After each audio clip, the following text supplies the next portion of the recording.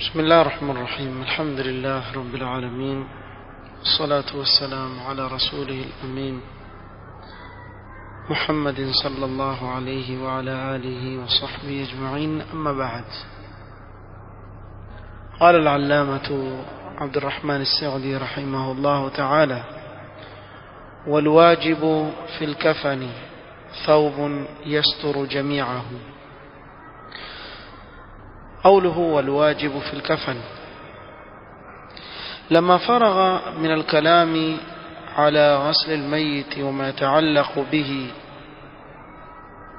أتبعه الكفن ومؤونة التجهيز وما يتعلق به. alipomaliza kuzungumza kuhusu kuosha maiti na yale yanayofungamana na kuosha maiti, moja kwa moja akafuatiliza mwandishi kuzungumzia kuhusu kafan, sanda, na yale yanayofungamana na sanda katika gharama za kuandaa ile sanda na mengineo. والتكفين هو لف الميت من ثوب فأكثر من ماله. na takfin maana yake ni kumfunga yule maiti kwa kitambara, iwe ni kimoja au zaidi kutoka katika mali yake. قال ابن هبيرة: واتفقوا على وجوب تكفين الميت وأنه مقدم على الدين والورثة. wameafikiana wanaovioni juu ya uwajibu wa kumkifini maiti. Ni wajib kumkifini maiti, na kuwa tendo la kumkifini maiti hutangulizwa kabla ya kulipiwa deni na kabla ya wale warithi kumrithi yule maiti. Kwa hivyo kabla ya kulipiwa deni, mwanzo katika mali yake itatolewa gharama ya ile sanda, na kabla ya kurithiwa mali yake mwanzo itatolewa gharama ya sanda, kwa sababu mali ni yake. Haiwezekani watu wakairithi mali kama ile na yeye huku ana mahitaji ambayo ni ya lazima. Kwa hivyo itachukuliwa katika mali yake thamani ya sanda. قوله ثوب يستر جميعه، nguo inaomsitiri mwili mzima, yani ile sanda iwe ni nguo inaomsitiri mwili mzima.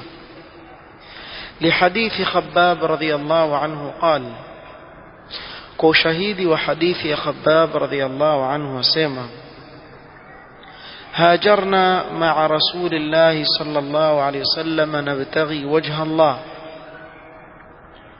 tulifanya hijra pamoja na mtume sallallahu alaihi wasallam tukiwa tunataka uso wa Allah. wawajaba ajruna ala Allah, kawajibika ujira wetu kwa Allah subhanahu wa ta'ala, fadlan minhu subhanahu. فمنا من مضى ولم يأكل من أجره شيئا. kuna wale kati yetu sisi, yani masahaba, ambao waliondoka katika huu ulimwengu bila ya kula chochote katika ujira wao, pengine tunaweza kusema hapa duniani kabla ya akhira. منهم مصعب ابن عمير، miongoni mwao ni Mus'ab bin Umair radhiyallahu anhu ardhah. na Mus'ab bin Umair maruf, kijana wa Quraysh ambaye alisilimu akitoka katika nyumba ya kitajiri, akakatiziwa na wazazi wake kila aina ya msaada, akafukuzwa katika nyumba ya kitajiri, akaishi katika hali nzito sana, na akawa na subra katika hali kama hiyo kwa ajili ya Uislamu. Leo utamkuta mtu amesilimu pengine amekuwa Muislamu, lakini shida ndogo tu ikimkumba moja kwa moja yuko tayari kutoka katika Uislamu.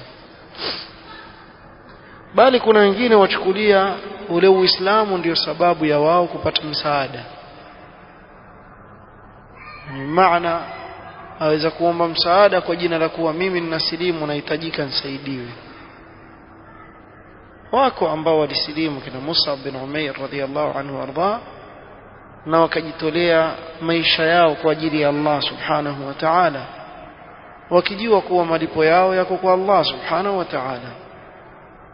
Na ni wangapi katika waislamu ambao watawacha misimamo yao kwa ajili ya maslaha ya kiulimwengu, na sallallahu alaihi wasallam.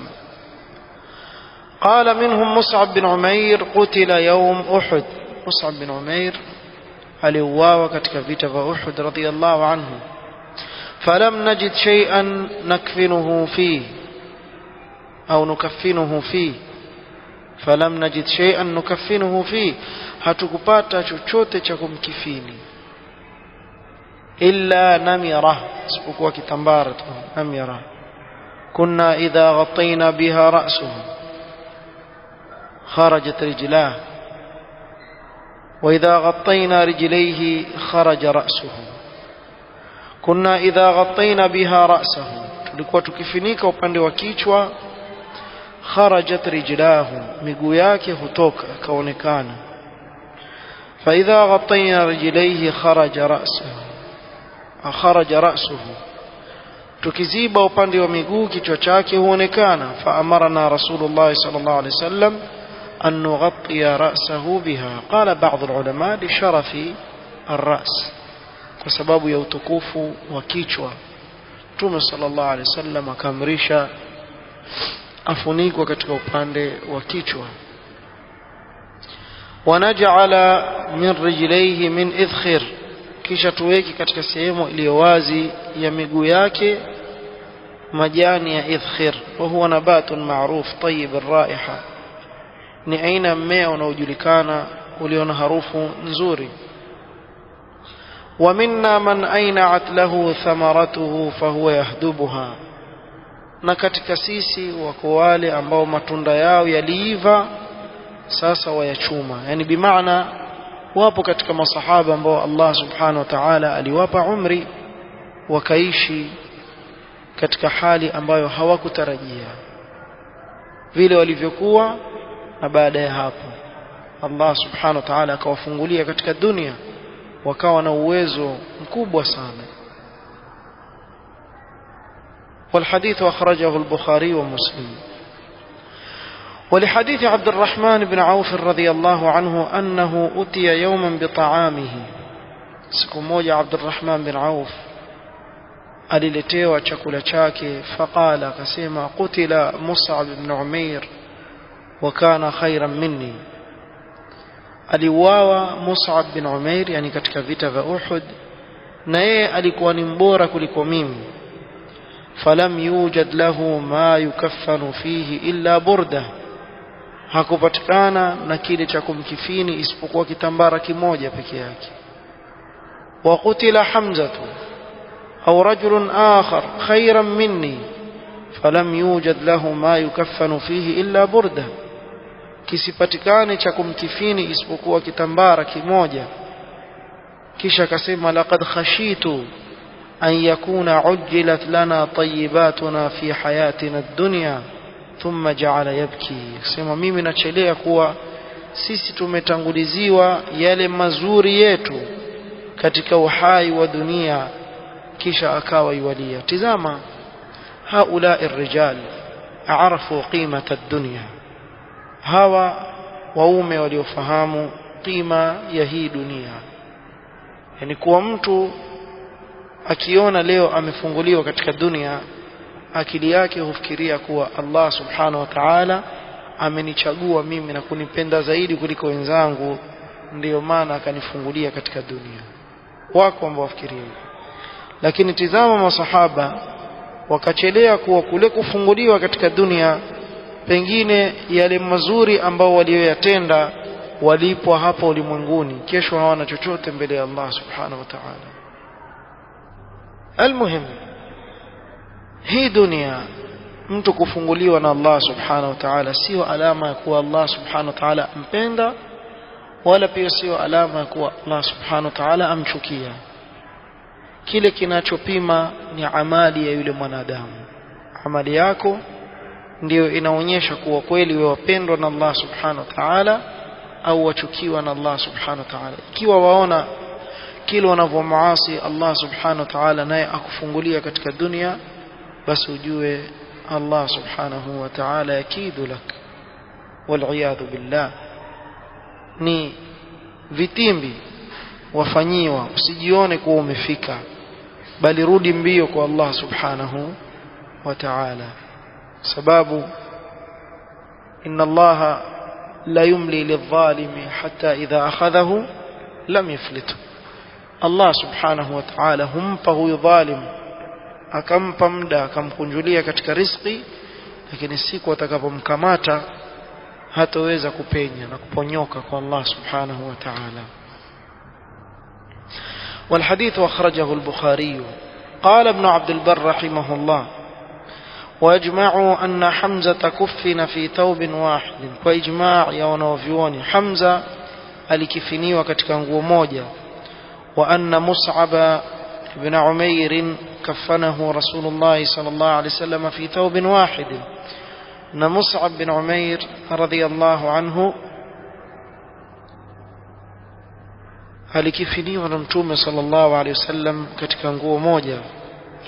وهذا كله يوضح لك أن ما حد من العدد في الكفن استحسان واستحباب.